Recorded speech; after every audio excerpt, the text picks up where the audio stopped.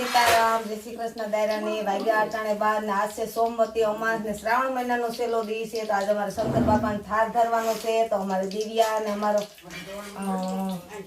ભાણેજ એ રોકાણા ને બુધોભાઈ ની ગામમાંથી આવી ગયા ને અમારા સુકોભાઈ ની આવ્યા હતા. અમાસના છેલ્લો દિવસ છે તો પાણી નામમાં આવ્યા હતા તો એ પણ આવી ગયા. તો લાડવા બની ગયા, શાક બની ગયું, દાળ બની ગઈ, ભાત બની ગયા અને અંદર હજી ઘરમાં કૃષ્ણ બતાડે શંકર બાપા થાળ ધરી આવ્યા.